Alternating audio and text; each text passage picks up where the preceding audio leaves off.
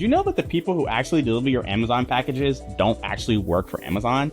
Yeah, they drive the trucks and wear the shirts, but they actually work for Amazon Delivery Service Partners. These are independent businesses and LLCs that get contracts with Amazon to deliver their packages. In return, Amazon cuts them in on the profits that they make. The crazy thing is that almost anyone can get involved in the Amazon Delivery Service Partner business. You literally can go online right now and put a free application. Now, I will say it's super competitive and there are a lot of pros and cons, but you can build a 6 or 7 figure business pretty easily helping deliver Amazon packages. Just like my guest today, Armand Kincaid. He built a 7-figure Amazon delivery service business while living in a different state. It's crazy. So if you are like good with payroll, logistics, and know how to run a profitable business, you can do this. And he's going to show you exactly what you need to know today on how to get started as an Amazon delivery service partner. So grab your pen and paper and welcome to the Blueprint Podcast. Let's get started.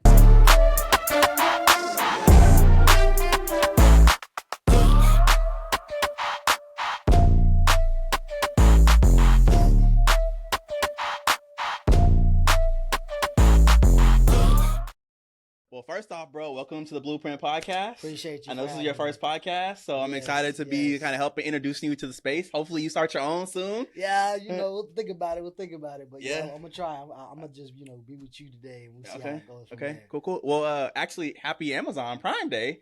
Crazy that we're talking about Amazon and Amazon Prime Day. It's funny, right? Because, like today, especially with the way we're recording this, right? Birthday on Friday. Yeah. And then our 1 year for me being an Amazon DSP owner is actually on the 25th of July. Wow. Okay. So it's a lot going on. July is really what I call like a prosperous month for me. Right? Okay. Like, hell yeah. It's a month that's had like a lot of change in my life. Everything that's ever happened in my life that was major outside of the birth of my daughter was in July though. Okay. Yeah. Cool. I definitely want to get into some of that stuff, and it's crazy because like I'm hoping my wife forgets about it being Amazon Prime Day because she gonna be running that card. Buy it up. I guess that helps you, huh? Yes. Cool. Well, why don't you get a quick intro so people kind of know a little bit about you. So why don't you kind of introduce yourself to us a little bit, just kind of a little bit more in depth to kind of who you are, what you do, and and we'll jump into it. Cool. My name's Armand Kincaid. I'm an Amazon DSP owner. What that means, I'm a delivery service partner. Delivery service partner for Amazon. Essentially, what we do is, in a nutshell, is anytime you see somebody delivering to your house, they belong to a third party contractor. Right. Amazon is contracted to deliver those packages. Right. They'll be in full uniform, drive the same Amazon truck. They're just not necessarily affiliated with Amazon directly. Right. They're affiliated with me, and we're affiliated with Amazon. So we partner with them. We don't work for them. Okay, gotcha. Been doing it for about to be a year next week. Been very rewarding. What got me into it, honestly and truly, is like I kind of mentioned a second ago, July is like the month of change, right? Okay. So back in 2018, on the same week that we're talking about now, buying a house, was closing on my actual birthday. Pulled up to the workspace, like, hey, I'm about to go get the keys. Can I have a short day? They're like, yeah, that's cool and all. Pulled up the next day, they let me go. Right. So the day I got my keys on my birthday, all that, 8 a.m. in the morning time, they were like, yeah, unfortunately, we're going to let you go, right? No rhyme or reason. Now, granted, that was like 5 years ago, right? 2018, whenever that was. So that has nothing to do with right now. But that moment is when it said, hey, I never want somebody to be able to have the ability to fire me. Okay, right? bro. So I knew from then, like, I'm going to go work another corporate job. I'm going to go do something else. But I knew from then, like, hey, we're not finna go through this role again. Like, I'm not finna have something major happen and y'all let me go the next day. Like, y'all don't care, right? Like they always say, man, take that PTO, take that time off, because when they fire you, and they're gonna move on like it is what it is. Yeah, so, I have a similar experience. In 2022, I was working at a marketing team at a Fortune 500 real estate company, and we went through 3 rounds of layoffs. The first one I had never been through. I'd never been through a layoff before. So when I tell you that was like a very traumatic moment for me, where I was sitting there like, dang, am I gonna be able to provide for my family? For you were just closing a house. So that's like worst case scenario. And again, it's the very first time you're ever fired from something, right? Like there's a lot of people out there, they be getting fired from jobs all the time, right? They don't even care, and it's like, but for me, like, you think like, dang, like, what did I do to get fired? Like, why me out of everybody else, right? So 100%, I was always going through my mind. By the grace of God, right? I was able to get another job, and I started working for PepsiCo like a month later, making more and doing whatever. But I always still had it in my head, like, hey, something else has got to shake. I need more streams of income, more different avenues of income, right? But I didn't know what I wanted to do. right? So yeah. Which is why I think the conversation is going to be so good, because I think a lot of people are in that similar space, right? Right? They either have gone through a layoff or they're in a current job, and everybody's kind of looking like, okay, what do I need to do to make more money, right? Because the dollar don't stretch the same as it used to, doesn't, right? Not at all. So everybody's thinking about, how do I make more money, right? So if someone wanted to do an Amazon DSP, like, what does that look like from an ownership perspective? Well, obviously, we know what it looks like from a service. Like, you know what I mean? Hey, y'all just pick up the package and deliver. You got a warehouse, pick it up and take it. So, like, I guess, what does it look like to be an owner of that? So, I mean, I'll say this, right? Because you can go on the websites and you never really get, like, all the information, right? So, I'm not going to sit here and regurgitate what you can go up and Google, right? But I will say, from an ownership perspective,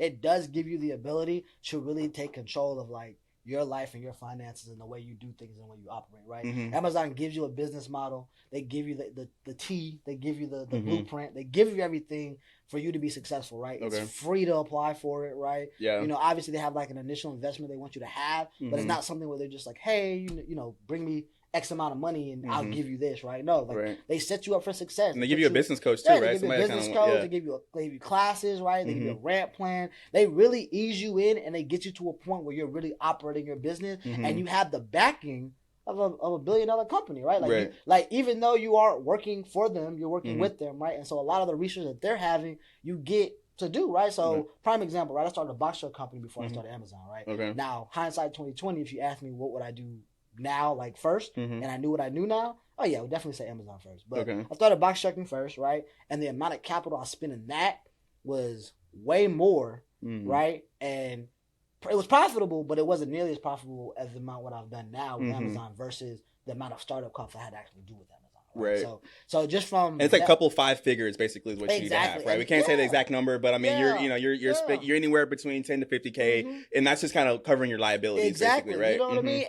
And again, right, you're given the when you say a business owner, right? A lot of people say, oh yeah, I own a business, I'm an entrepreneur, and that's great, right? But a lot of times people are 1099 LLCs. They're doing cash apps. They're doing Zelle. Nothing wrong with that, by the way. Like, get it where you start. Because again, when I was doing box truck, I was paying people by cash app, Zelle. Like, I wasn't doing like W-2s, right? But with Amazon, you're allowed to do those type of things. Like, you're actually offering your employees something. Yeah, you can give them healthcare. Healthcare. Like, my people got healthcare, 401k. Like, offering these type of things to people. Yeah. So you really are a business. Like, you are a this isn't business. Like just like another hustle out not here. A hustle, like this right? is a full on, like, you run the business. So when people ask me this all the time, like, hey, is this something that I could do on the side? I'm like, no, it's not something you can do on the side. It's something that's gonna take your time and it's gonna require you to really put your dedication into it. Right. Now, is it hard?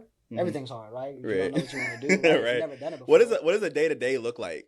So for me now, right, as the owner, like I pride myself on doing, compliance and wages, right? So I don't let nobody ever touch my money. I believe that as a business owner, you don't let nobody else touch your money but yourself. Okay. Unless they're doing your taxes, nobody touches your money but yourself. Because when it comes to Amazon, right, they don't care who was doing it. It's still going to fall on you because your name is on it, right? Okay. So I don't want people touching my money. I don't want people paying people what they want to pay. Like, I don't do that. So my day-to-day, I'll wake up in the morning, probably about 8 or 9. I'll check in with my team down at the station. I'll pull up at the station, right? We'll do a huddle, a walkthrough before the day starts. Once the day starts, we'll get everybody their van keys, things like that, etc. Their routes are already being prepared by Amazon in the warehouse, right? We'll do a quick safety. And the routes come with once you get accepted, they give you the route. Yeah, so all that kind of stuff is built in for you. All that stuff is built in for you. Like, and then in terms of the packages that you get, all the stuff is already there, assigned for you. Already there. So you don't have to go into a warehouse and pick your own packages. It's all built for you to be able to. Be able to build for you to be able to sustain and do something. Okay, right? So you're checking in with day one. You're checking in with your team, making sure everybody has what they need. Yep. And what? So once from that, the day kind of just plays out after that, right? Okay. Everybody loads up their trucks and everybody's on their routes, right? My dispatch does their dispatch stuff.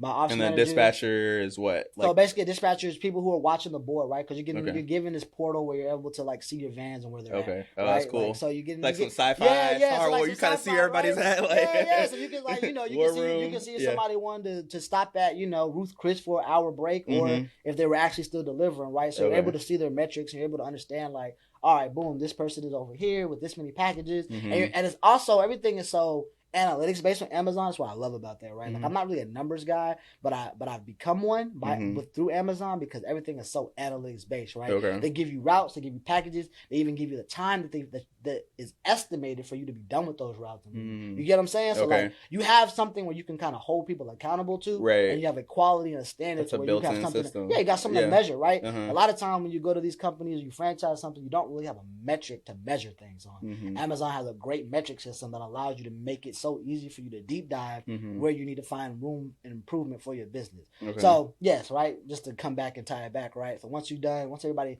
loads their trucks up, dispatch will dispatch. I mean, the day doesn't really start getting active. I'm gonna be honest with you until like 2 hours when they're on that road, because that's when you start getting the calls and my phone's acting up. Hey, there's a dog on the property. Hey, this customer is being irate, or hey, I can't get to this location, right? You know, prime example, this is live right now, right? Today, they having like a tornado watch or whatever out here. So, you know, people are calling like, hey, you know, this is a flooded area. What are we supposed to do? This, that, and the third. And so a lot of it is crisis management. So is that what the dispatchers handling, or are you handling that? No, dispatchers are handling that. Okay. Yeah, dispatchers are handling that. But as a business owner, you can too, right? Like, honestly, you know, I say that, you know, I put up a team like that because I have the volume to do that, right? But sometimes, you know, depending on where you are, you might be able to do most of that yourself, right? Okay. I know business owners that are in different states that like they do everything from dispatching to setting up a route to hiring all by themselves because they can manage to do that, right? Okay. They set up their time to do that. Me, I'm all about, you know, spreading the wealth and putting your people on, right? So creating a team to be able to do that with the people that you trust to be able to do things that, you know, to help you expand your business, right? Okay. And it adds a lot of less stress to me, right? Because when it comes to compliance, right, the last thing you want to do is be in the middle of an audit and then somebody's blowing you up to ask you like how my pictures, my camera phone not working. How do I flip it, right? Like something crazy like that, right? So that's what they're for. My ops manager, he handles like the day-to-day operations from like Monday through Friday. And essentially what he does is he makes sure a lot of that stuff that doesn't need to get to me, he can handle, right? Okay. It's like a filter, right? So he's the face of it on a day-to-day basis, right? So he'll talk with the management staff that's with Amazon sometimes. They'll work and cohabitate and partner up to make sure that everything is good to go on a day-to-day basis. And he'll escalate things to me that he feels like, hey, I can't necessarily get this taken care of. You may need to intervene. Or, hey, this is just an informational update. And sometimes he'll give me information. I'll be like, you know what? You don't worry about that. Let me take care of that because I don't think you know what I mean? Yeah. I think I need to be able to so you're a true CEO in this regard. A true CEO. Yeah, so you're really kind of overseeing. You have the benefit and the luxury of hiring, I won't say C-suite, but like definitely you have managerial level people who can kind of manage kind of some of the foot soldiers who are out there doing the stuff. And so you're really high level. You're probably doing the hiring.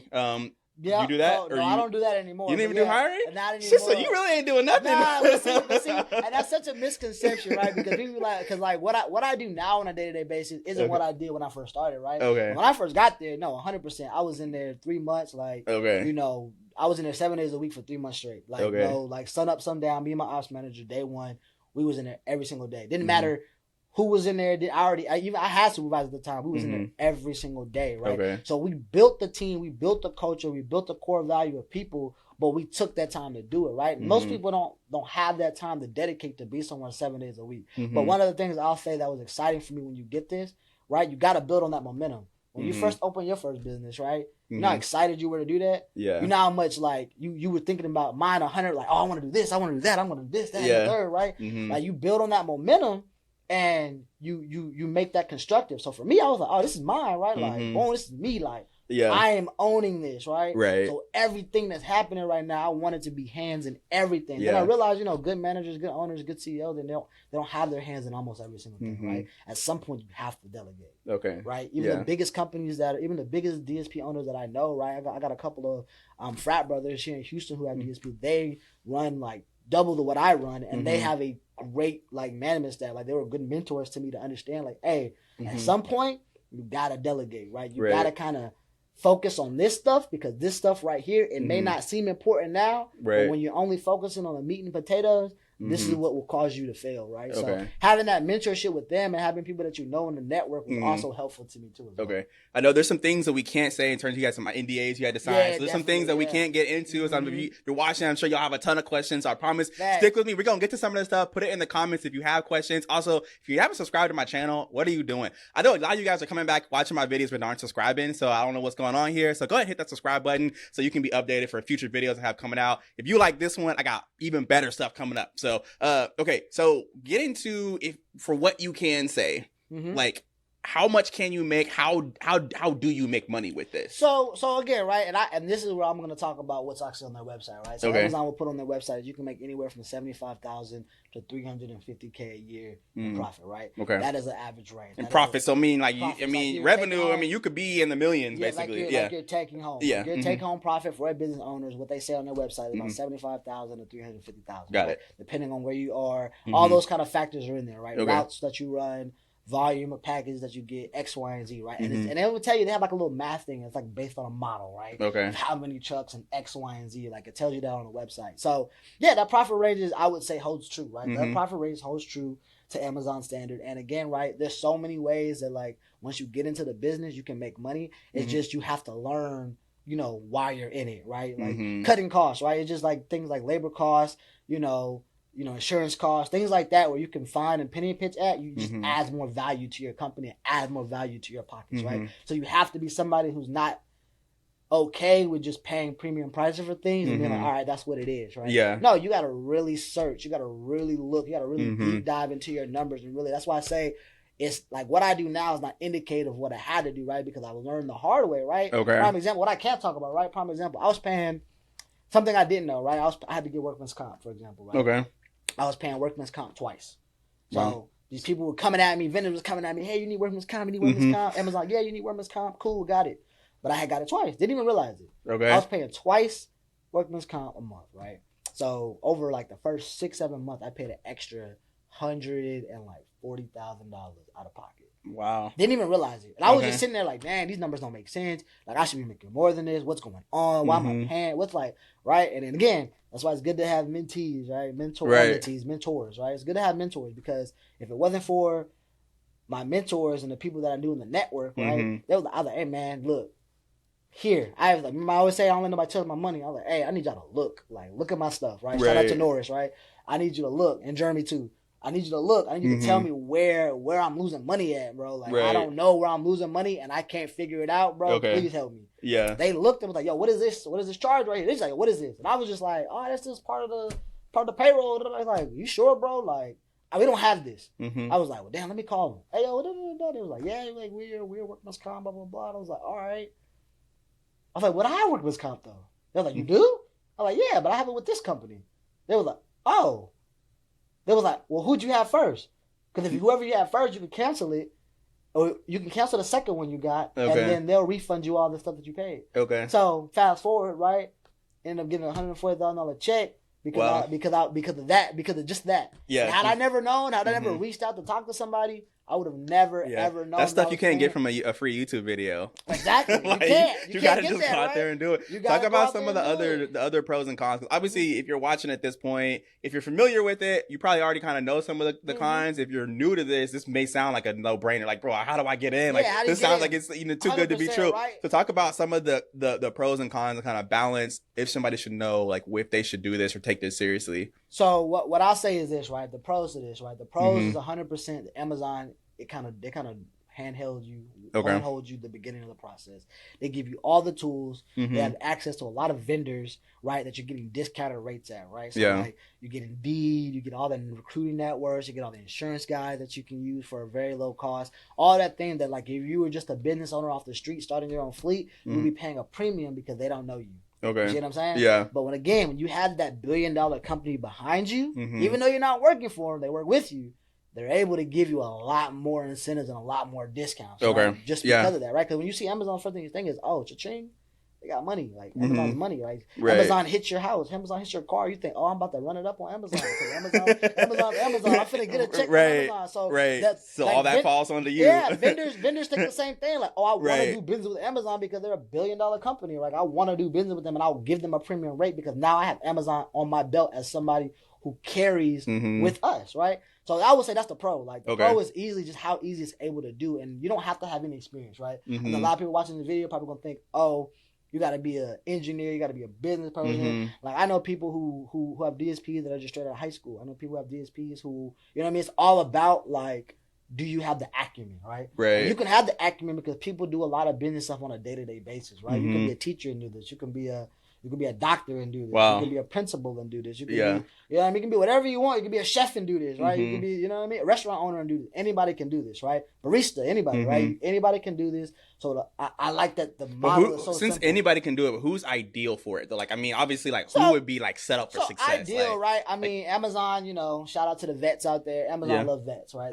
They love people who are in the military service. They come with a certain discipline, right? I would say right under that are people with logistics experience, right? People who've done like, you know, transportation in some form, shape, or fashion. It doesn't have to be delivery. Okay. And then I'll say right under that are entrepreneurs. So if you already have business experience, like if you already have a business experience where you started your own LLC, because that's part of the process you got to go. You know what I mean? So if you already know some of that stuff, you're not starting from scratch. Like you're not gonna have to read this whole manual over and be like, oh man, I got to redo this. So that's the pros. Like I think that business model is so easy for you to do. Yeah. And like that's just what it. Okay. It's just hard to pass up. Yeah. And it's free to apply. Like, you know what I mean? Like, although you said it's really competitive, though. I mean, you're going to probably have to go to a market. Like, your market's in St. Louis, which I want to talk about because you're in Houston and your market's in St. Louis. That's crazy. But, like, so you may have to, like, think about, like, hey, if I'm in a competitive market, could I go to a different market to get into the game or something like that, right? Definitely. So, you know, we'll talk about it in a second. But when it comes again to the last couple of pros, right? Like, yes, it's easy. Yes, it's a business model. It's free. You know, no shade to any other franchises out there, but most franchises you have to actually put up money to get in, right? You have to send them money to do that, right? And I think that like a model like this where they just want you to have it, you don't necessarily gotta give it to them. Is perfect because it's free to apply. Like, what are you using? Yeah, and it's like that's where you go get an investor. If you don't have it, go get a friend to partner with. You get a $10,000 Amex card and you good, or you get a $10,000 credit card and your line of credit and you're good. Like you don't really need that much, right? Like you can make it shake with little to none, right? Like I'm not gonna lie, you can make it a shake. So I think it's what is the purpose of not trying, right? And the idea of it. So fast forward, right? Like with the negatives, in terms of the negatives that are out there, right? People are gonna read on a website that like, hey, they don't pay well, or Amazon's all up in your business. Like I see that a lot on the internet. Like Amazon's really in your business. Amazon's only in your business when you're not running your business. Ooh. You know, I'm gonna say that again. Amazon's only in your business when you're not running your business. So when you're not running your business, Amazon's gonna be in your business. Because you know why? Everything must be tanking. Yeah. Like, that's the only time Amazon's ever interfered with my business. The only time they've ever interfered with my business is when they had something to be like, hey, you gotta go. You have an employee who did this, right? And we need you to follow up on it, right? And it's causing them to have to escalate a situation, right? So like that kind of stuff like that is very like, important. Like again, run your business and Amazon's not gonna be in it. Other cons to it, obviously, right? They're like any other contract base, right? It's never fully guaranteed, right? So how you perform will indicate whether or not you stay in the program, and that's just keeping it above. And you said 1-year contracts, right? Yeah. Okay. I say they start off with 1-year contracts, right?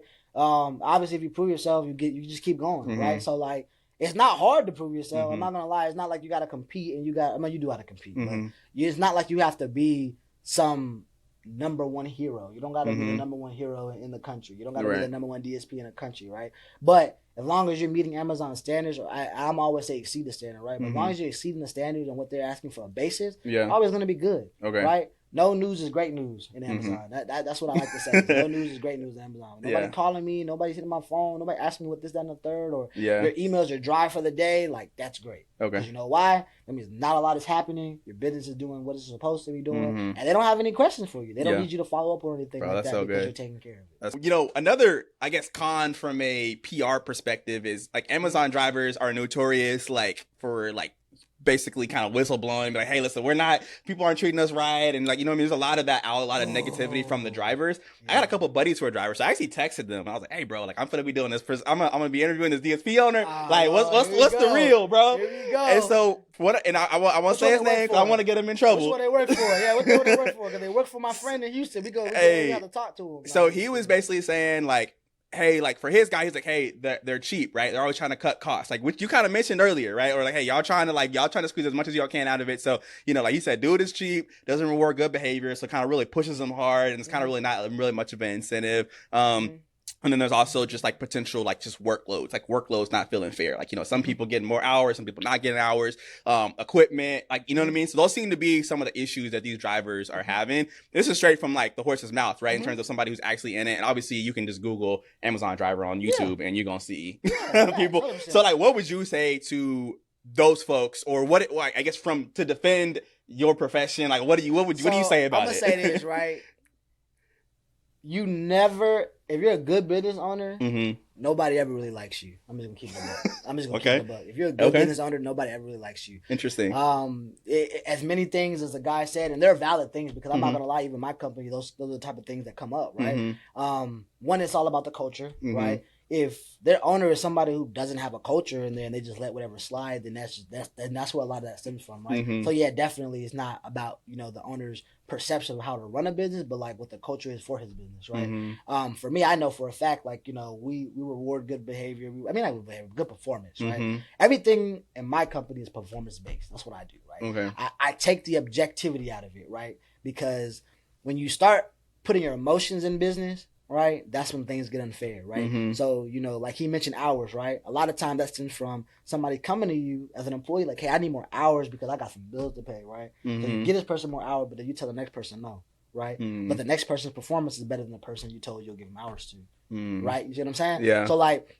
when you do a performance metric only, like, everybody has to fall in a tier before they can really ask you anything, right? So I'll say that. Drivers' concerns are important. Like, I mean, I take them very serious in my company. Like, I will say that, like, if he's telling you this, he probably hasn't been able to voice that to his owner, and like, that's a big problem. Right. And again, right? Yeah. He's telling you this. I would imagine everybody else in his company is probably telling him this too. Yeah. And everybody else is probably telling the owner like this, or they're telling the management staff, and they're just not doing anything about it, right? So I can't even protect things like that when there's no resolution. But I also will say it's always 50-50, right? When everything's good, nobody cries, right? Amazon is just like any other company. You have your highs season and you have your low season, right? When airlines, they got a high season of traffic volume and they got a low season. That's why stuff is cheaper during that time, right? So with Amazon, right, they have their peak periods, right? Holidays. You know, pretty much anything after July is up. Like, it's up and stuck. Like, you on full capacity, brother. Right. Like, I'm sure today's crazy for y'all, man. Everything is up and stuck, right? And then what's so crazy about it, right? Like, everybody talking about Prime Day, but today's not the crazy day. The crazy day happens 2 days from now. Yeah. Yeah, that's what happens. 2 days from now. So Prime Day is today, but like, you ain't gonna really see nothing until about Thursday or Friday, right? Okay. You know, unfortunately, that's my birthday, so my guy, we're gonna see how that goes. But yeah, like, you don't really see nothing. So they kind of did a bait and switch on me on Prime Day this year. But yeah, you don't really see nothing like that. So yeah, I will say that, like, with his concerns and, like, you know, to necessarily defend my profession, is that if you're gonna be an owner in this type of environment, you have to take what your people say serious. Because at the end of the day, to bottom line put it, right? There is no your company, there is no Amazon, there is no delivery, there's no nothing without those people. Right. Like, I don't care if you can get all the trucks in the world, without people, you ain't driving nothing. Yeah. So and Amazon would tell you that. Yeah. Well, I ain't gonna say Amazon will tell you that, but everybody in Amazon will tell you that. Yeah. You never stop hiring.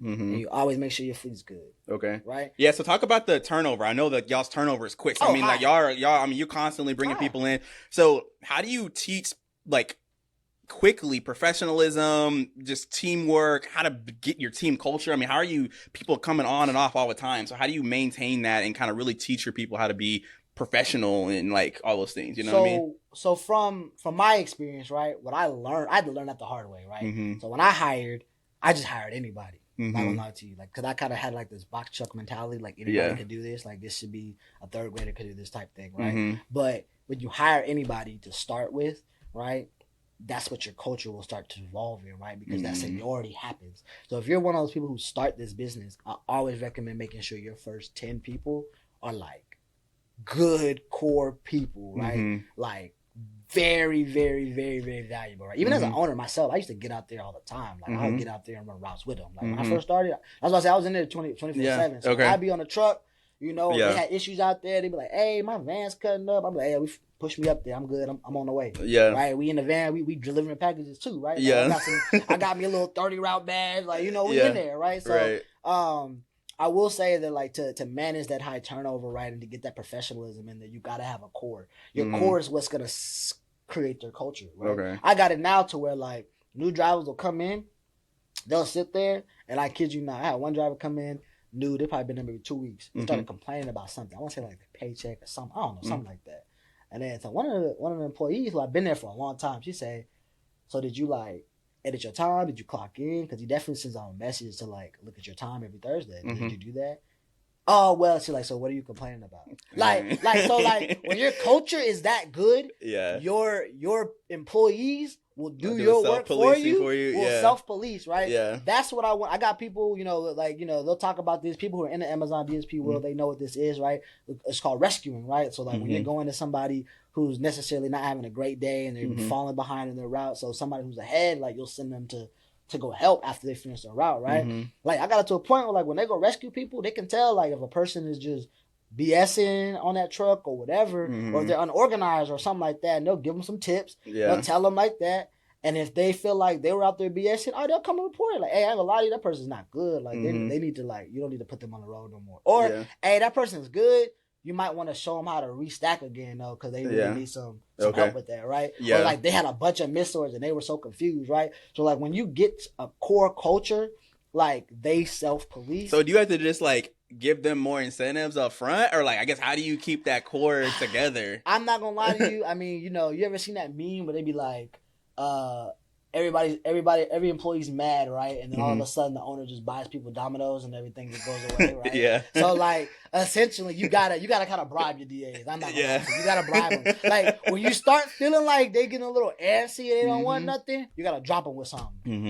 Me, like this last couple of months they've been good because we had Father's Day, I did a Father's Day thing for them, I did a Mother's Day thing for them, right? We did like a 4th of July thing for them, right? So like if you incentivize them with like some kind of perk just on that's outside the normal scope, they usually be happy. Okay. Right? And then monetary incentives too. Like I give people monetary incentives. Like if they'll come to me, like anybody can come to me and talk to me about a raise. Like I don't tell anybody no. I just be like, all right, tell me why you deserve it. Right? And they got to tell me why. Yeah. If they don't know their numbers, they don't know their metrics, they say, oh, well, I show up to work every day. Yeah, but that's not it. But let me pull you to this computer. Come here real quick. Let me holler at you, right? Yeah. I'll pull up the metrics, right? They got the safety, the quality, right? Yeah. And that's the 2 metrics that their drivers are based on, right? Okay. So, hey, if you're not fantastic in this, but you're a poor or fair, right? I'm gonna be like, what are we talking about right now? I need you to be consistent before you can ask me for anything else. Right? Okay. Because that money's gonna be consistent, right? Once I give you a raise, this is it. Like it ain't no going back. Right. So I need you to be consistent, right? So you got some up and down weeks. I need you to be a straight line, right? But as somebody will come to me and I'll be like, let me look at your numbers. And they'll shut me up. I've had it happen. Yeah, I've been fantastic for like the last 8 weeks. Like, what's up? Like, you have? And then I'll look at it. Oh, you have? Like, all right. Yeah. And on the spot, hey, here you go, 25 cents. There you go. And they good. Like they satisfied, right? They're not upset. They're like, okay, you really value me, right? Like you're taking what I'm saying to heart, right? But everybody don't get that treatment. Everybody gotta go through their growing pains as drivers. But yeah, that high attrition, and then shout out to again always hiring, because even with your core people, right, you still got to make sure you're always hiring because just the attrition, right? Because you got to think about it, right? Amazon, it's kind of like a glorified fast food position in a way, and I hate to say it like that, but when you drive, right? Yeah, they're getting paid more than any kind of fast food driver, 100%.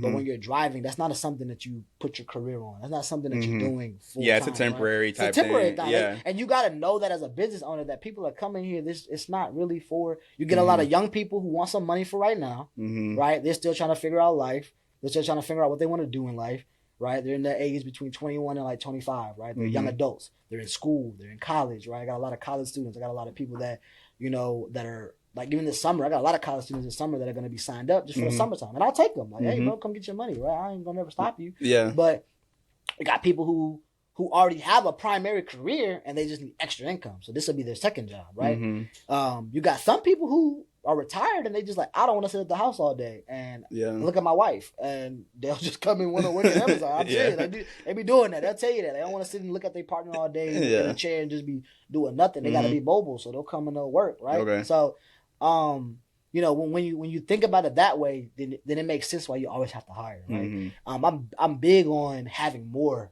people and having less. Like, I mean, unfortunately, sometimes you'll get like my biggest gripe in my company, I think sometimes is like, hey, you're wasting my time because I done drove 20 minutes up here and I ain't got no route. Now, you ain't got no route probably because you're not, your performance isn't good, right? Yeah. It is what it is. And I'm not going to fire you, but I'll let you quit, right? Yeah. Because at the end of the day, I still value you as a person, and this is your job. And there may be a day where you might rise to the occasion and you might get back on another route and you might do well and you might get it together, right? Yeah. But, I always want to have the most because, Amazon values your capacity, your capacity and reliability, right? So you always want to be 100% or above 100%. So I try to strive to always be above. You can never be above if you don't have the people. Got it. Right? Always got to have the people. So, and that, to me, that sounds like if you're going to run an Amazon DSP business, you really got to care about people. I heard you when you said, hey, you're probably not going to be the most popular. It sounds like to be profitable, toe the line between the liabilities, the high turnovers, a lot of things that have to happen in business to keep the business open.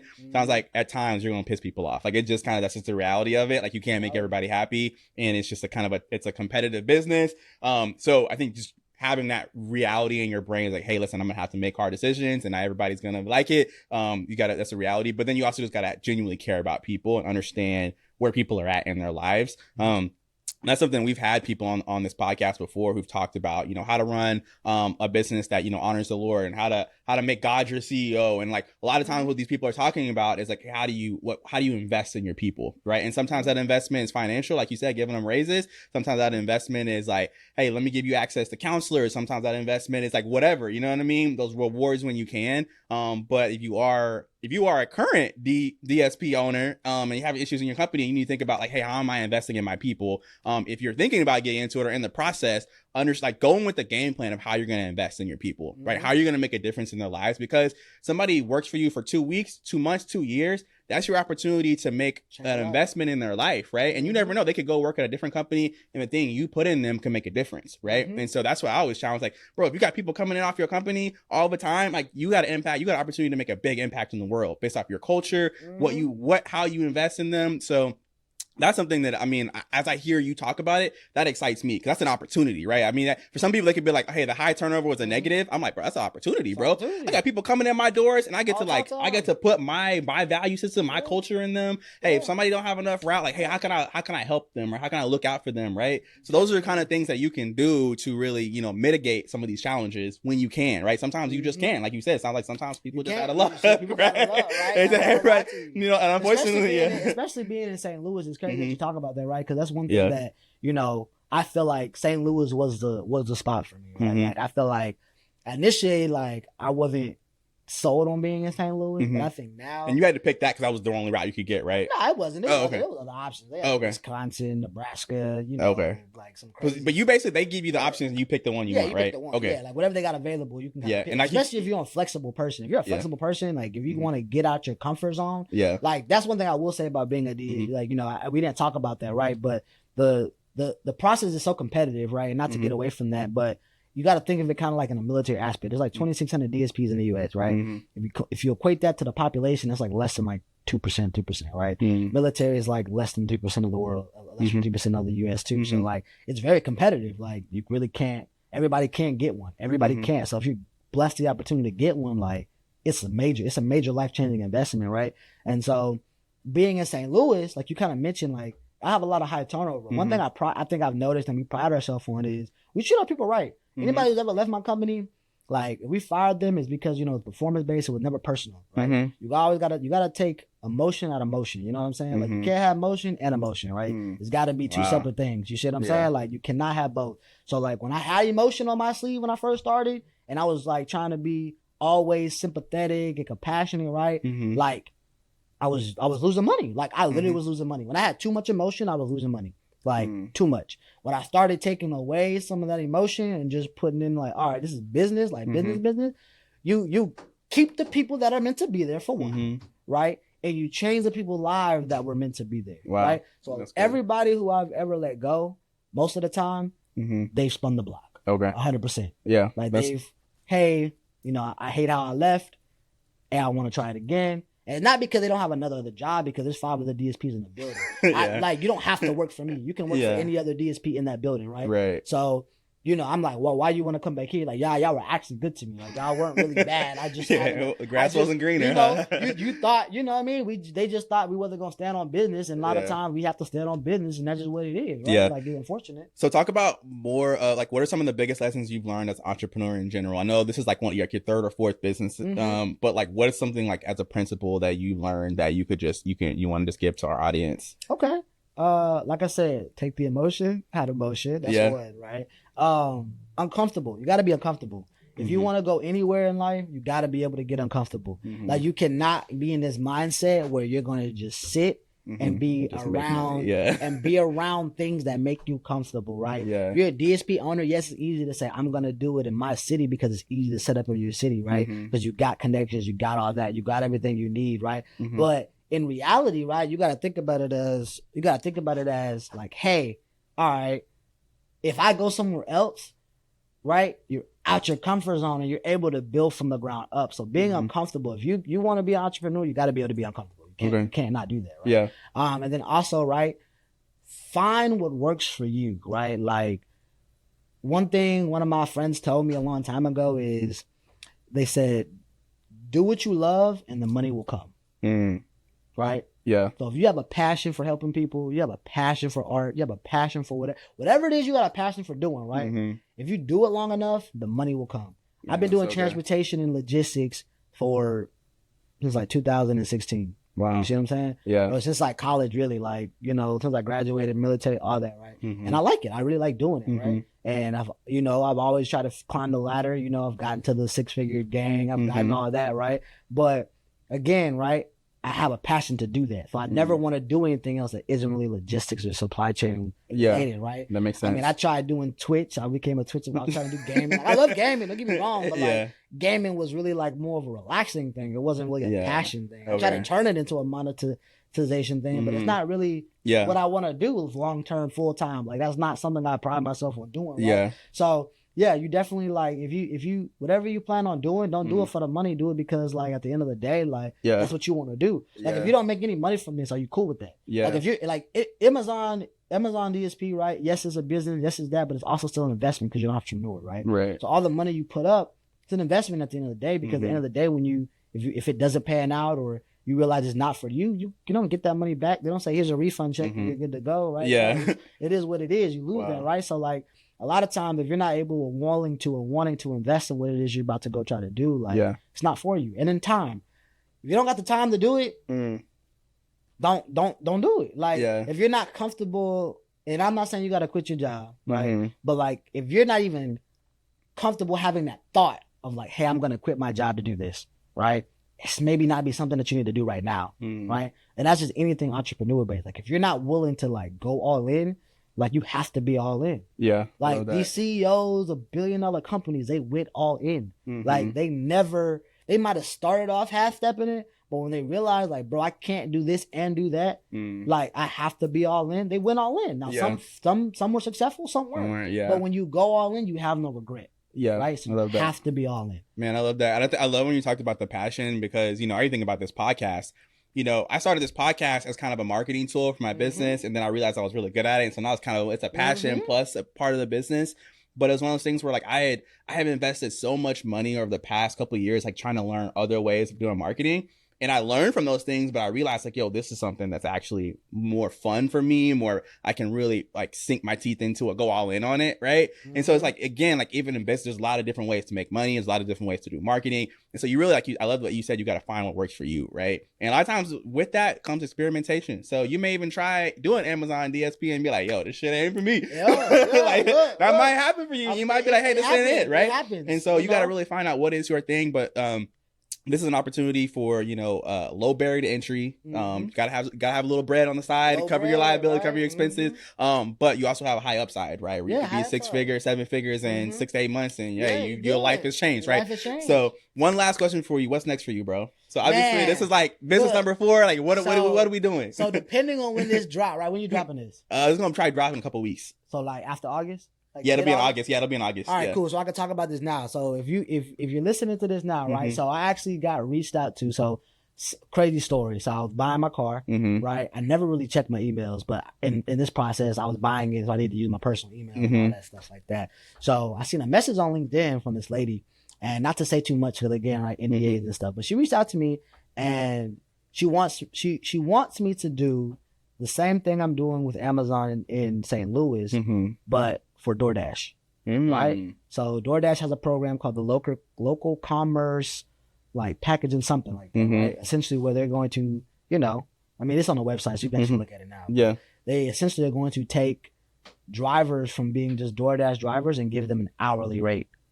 So instead of you working for tips and like certain whatever that you work, right? I've never worked DoorDash, so I don't know. But they're like, hey, no, we're going to actually offer them like an hourly wage. Like they're going to be on the clock for 8 hours. They'll be W-2 employees. That's why. Like this program sounds familiar. Like, yeah, it's really similar to Amazon DSP. Like, that's what they're rolling out. And it's a pilot. Wow. So she reached out to me and said, hey, we selected like 5 people in the St. Louis area based on your guys' profiles. Like we sought out you guys. Like if it's something you're interested in, let's have a conversation. So that looks like what's going to be next for me. Heck yeah. We had our first interview like Monday. Okay. We got another one probably set up in a couple of weeks. So let's go. If by the time this drops, it may be one of those, I might be using one of these clips to be like, yeah, I told y'all I'm about to get into, right? Bro, right? I love that, bro. You know, hopefully, you know, I'm going to pray on it, fast on it, you know, all that good stuff like that. But hopefully everything works out. I love that you talk about being uncomfortable, bro. You already jumping into the next thing. Like you just finishing up your first DSP contract and you already looking jump into the next uncomfortable thing. And it's a lifestyle. It is because, you know, hindsight 2020, right? Like I wanted to make sure that, you know,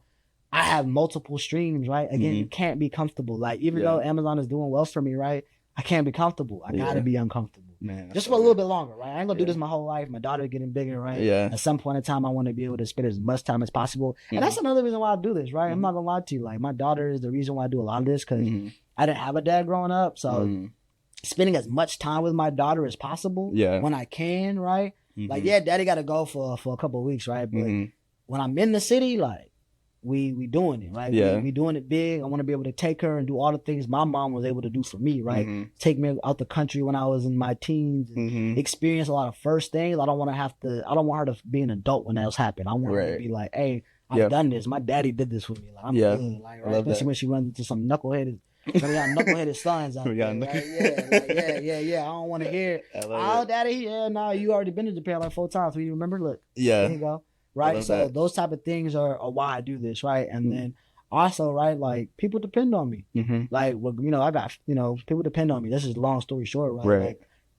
some point in time, I'll be the man of my family. Right. So when I got to take care of my mom, my grandma, all them. Right. So I have to make sure that, you know, everything I do is with a purpose and it's calculated, right? Yeah. Like, I'm not gonna just do anything, right? Like if it wasn't for them reaching out to me, I probably would have been still just doing this, and I would be like, hey, I don't know what's next. But ironically, that coming in my mail around this same time, and like I say, July is always that month, where things change. So seeing that, I'm just like, I gotta jump on. You got the eyes to see it, bro. I love it, man. This has been so dope, bro. I was like, bro, we gotta charge people for this episode. Like, hey, this is too good, bro. Look, like, this is crazy. Just get it to like 1 million views, so I get the royalties, right? Yeah, bro. You know, again, shout out to Amazon. Thank you guys for what you guys do and being a partner with me. Look at that. I appreciate everything that they have done, right? Hopefully, nothing that I say gets me in trouble. But if just understand, hey, I didn't give no secrets, no nothing. I'm actually employing people to go and apply, right? They need more candidates. They need everything, right? So, again, if they got any questions, right? Drop them in the comments. Drop them in the comments. I follow and subscribe to his channel. So if I see it, I'll go in there. Cali Eats Greedy on Instagram, right? Like whatever it is you guys need, like just hit me up. King K Delivery Solutions is also on Instagram if you guys are just looking at how we're progressing or moving forward. Again, right? I'm here for y'all. And also one of the things I truly believe, right? I'm gonna leave you with this, right? Because Michael does this for free, and that's the reason why I've never done a podcast, right? Because I don't believe in charging for knowledge, right? I really don't. Like I feel like if you have the game, charging for it is really redundant, especially when in our culture, right? Like we should be wanting to help people or wanting to get people on, right? So I never charge anybody for knowledge. So I really do appreciate you for standing on that in your podcast, and like especially with the whole faith build and everything like that, like, yes, the money will come when it's time to come. But like what Michael's doing, it's a service for you guys. It's free. Like Nobody's doing podcasts like this, fam. Like, you can go on YouTube and look at them, but like, they're giving you the stuff that they read offline. Like, nobody's doing what Michael's doing right now. So y'all should appreciate this, because this is game that like most people will charge you for. Yeah, so, absolutely. Like, so I appreciate. So like, So for my first podcast to be this, I appreciate you for having me, bro. You did a great job, man. Hey, y'all. Please hit the subscribe button. Like your man said, I'm doing a great job, a great service for you guys. So all you gotta do is hit the subscribe button. For the free. That's all I'm asking. It's free to support. Nothing crazy. Hey, nothing. So feel free to check out that next video popping up on your screen, and we'll see y'all next time.